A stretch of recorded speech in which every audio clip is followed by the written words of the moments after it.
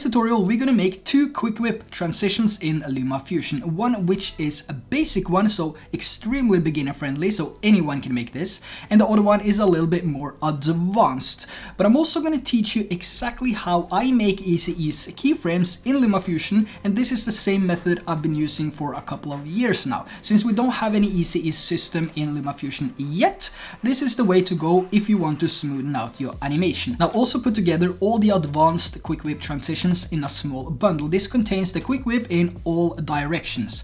This has a very small fee, so if you want to support my work that way, there is a link down in the description below. So with that said, let's head over to the subscribe button and the notification bell and click those if this is the first time that you are checking out any of my videos or if you haven't subscribed already. Now with that said, let's head over to the iPad and let's make some quick whip transitions. So moving over to the iPad and over to LumaFusion, we're gonna start with the basic whip transition first. This is extremely easy and only requires a few cuts and 4 keyframes. The first thing we need to do to pull this off is to change the scale of our clips. This is to make it so much easier so you don't have to use duplicate clips and create that mirror effect. The first thing we're gonna do is to go into one of the clips here and over to frame and fit and go over to size. Here we're gonna change the size to 120. You can also change this to 110, 130, 50, 200, depending on how you want this to be. So the bigger the size is, the more freedom you will have to move around the image. Now the reason why we do this is because we don't want to add duplicates and we want this to be applied to a single layer. Now the higher the resolution of your clip is, the better this will look. So I suggest doing this with the 4K clips, but these clips are 1080p, so you can see for yourself at the end how these look in form of quality loss as we're zooming this into 120. So now that we changed the scale to 120, we can go back out to the timeline, select the clip which has the change of size, and then copy the size change from the clipboard, which is the first icon, and then multi-select the remaining clips and choose the clipboard, and make sure that you only have the left icon selected, just in case you have color correction, color grading, and other effects applied to the first clip. You don't want to copy those over to the remaining clips because you might have to remove them anyway later on. So make sure that you only have the first icon enabled once you copy and paste the size change. So now that we have the change of size to all the different clips here, we're gonna move our playhead in between the two clips as shown here on the iPad. Now we're only gonna do 3 frames for this first transition, so we're gonna use the previous screen here and just swipe to the left or right depending on which direction we want to go first. Now we're gonna move our playhead to the center between the two clips and go the other way. Here we're also gonna make a cut and we now have 2 clips, which is 3 frames each. The next step is to go into the first one and then take our playhead to the beginning of the clip. Here we're gonna make a keyframe. We're not gonna do any changes to this keyframe, so once we created the keyframe, we're gonna move to the end of the clip. Here we're also gonna make a new keyframe and we're gonna adjust the position of the clip, and for this we're gonna do the top right corner.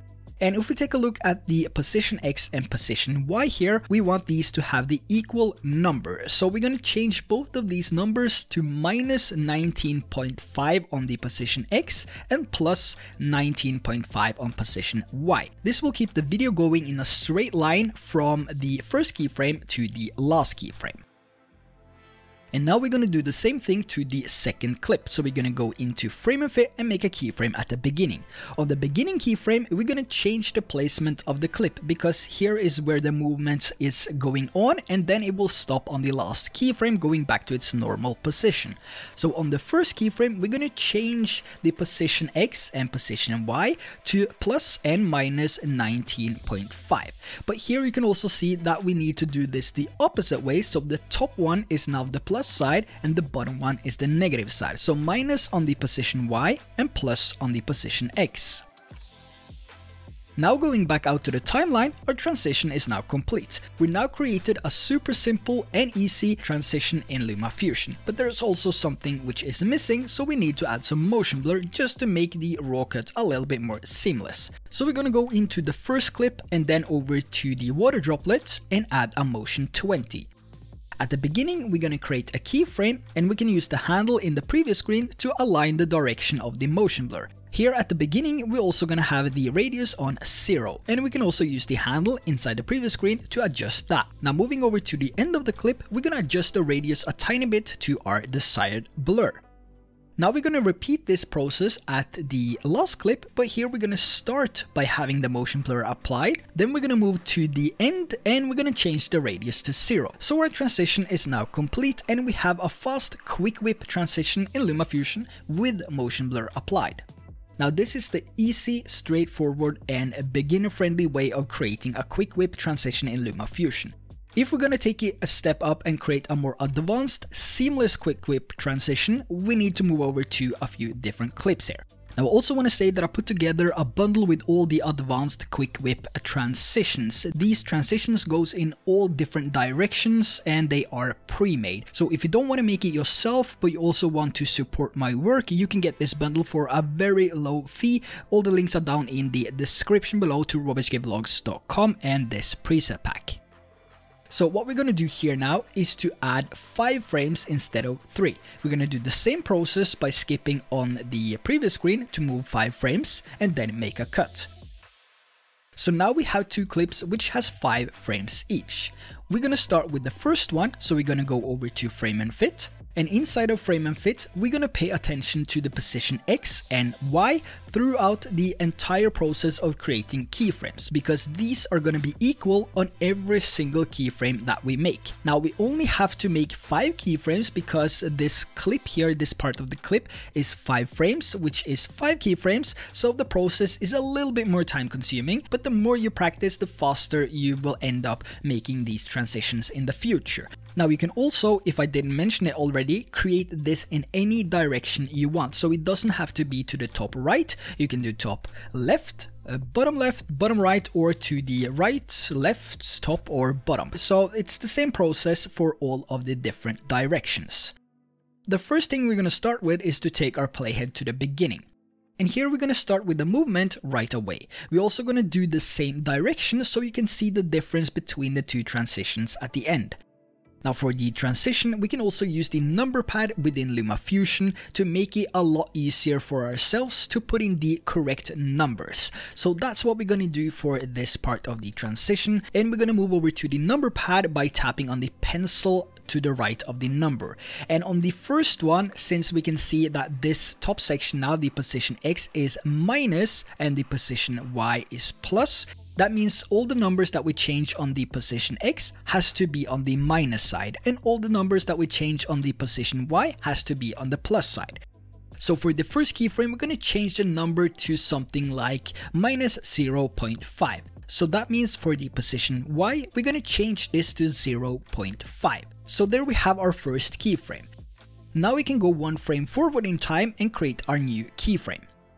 So here we're going to change the position X to minus 1.3. Now since this is already on the negative side, we want to reset this first before we add the next number. So we do that by tapping on the 0.0, which is on top here, and if you don't have 0.0, then you can simply just tap hold on any of those squares once you have the position X set to 0.0. That will add that 0.0 to that square box under the number pad. So by tapping on 0 first, that will reset everything, and now we can tap on the minus and then choose 1.3.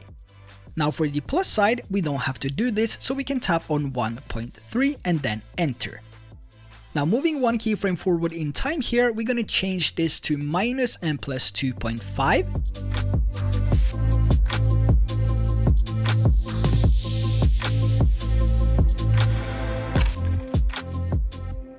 For the next keyframe, we're going to change this to minus 9.5 and 9.5. And for the last keyframe, we're going to change the position X and position Y to minus 19.5 and plus 19.5.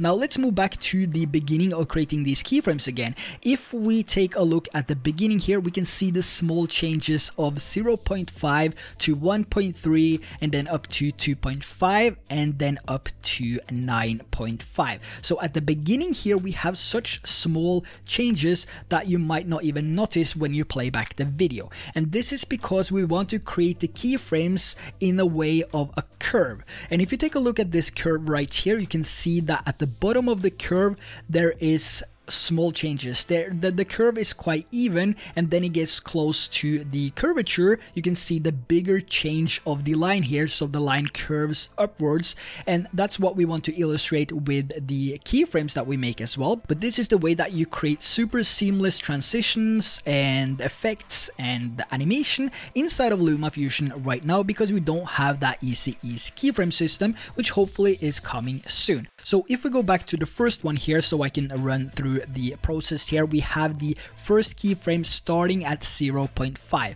and that's because the clip before this keyframe is already at 0.0, so we don't have to start with 0.0 because the clip in front of this already has the position of 0.0, right? So for the next one, which is 1.3, we increase it a tiny bit with a change of plus 0.8. So 0.8, 0.5 is 1.3, and for the next one, which is 2.5, we increase the amount with 1.2. So 1.2, 1.3 is 2.5, and that means we now have the change of 0.8, and then we have the change of 1.2, and for the next one we want to take it a little bit higher because it's getting close to the duration of the clip. So here we go all the way up to 9.5, and for the last keyframe we just take it to the maximum amount of change that we can do before the image gets out of the previous screen and we get those black bars on the sides and on the top. So that's basically a rundown of how I create the easy ease keyframes in LumaFusion to create the transitions that I create. Now that you understand, let's move over, or hopefully you understand, but let's move over to the last part of the transition here. So we're gonna do the exact same thing. We're gonna go into the last clip here, but here we're gonna do it the opposite way like we did with the first transition. So here we're gonna start with a keyframe, and we're gonna start with the changes of minus and plus 19.5, and we're gonna drag it down to the bottom left corner so it goes the opposite of the first one, creating that seamless transition going in the same way. Now moving over to the next keyframe here, and if we remember the first part of the transition, that was minus and plus 9.5. So for this we can change it to the exact same thing, but if you take a look at the position Y and position X now, we have to do it the opposite way. So instead of the position X being on the minus side, we're gonna have the position Y being minus 9.5 and then position X being plus 9.5. So we're gonna change this to be the opposite of what we had in the first transition. Now moving over to the remaining keyframes here and changing the different numbers, we can change them to something different. They don't have to be the exact same as the first one. And for the last one here, we're gonna go with 0.8. The reason why we don't have to have this at 0.0 is because the clip coming after this transition already has that keyframe, which is 0.0. That leaves us with the option to have the last keyframe here on 0.8 or 0.5, whatever number that you want to have on this last keyframe.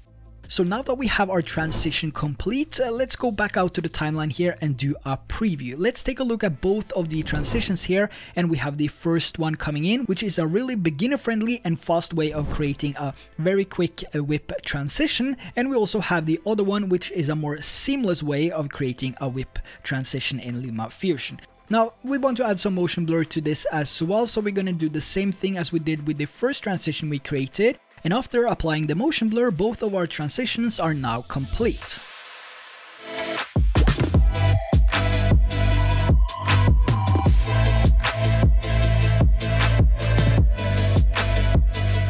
So there you have the way that I create my easy ease system in LumaFusion. Pretty straightforward. Once you get the hang of it and once you start to practice and learning the different numbers of each keyframe, you can really create anything that you want. It's very, very simple, but it takes some time to practice. There is a link down in the description below to the advanced Quick Whip transition pack if you want to support my work that way. Has a tiny fee just in case you want to grab that as well. Really hope that you enjoyed this video. Let me know down in the comments section below what you think and if there is any other specific requests for a LumaFusion or Final Cut Pro 10 tutorial. So with that said, thanks for watching and I will see you in the next video.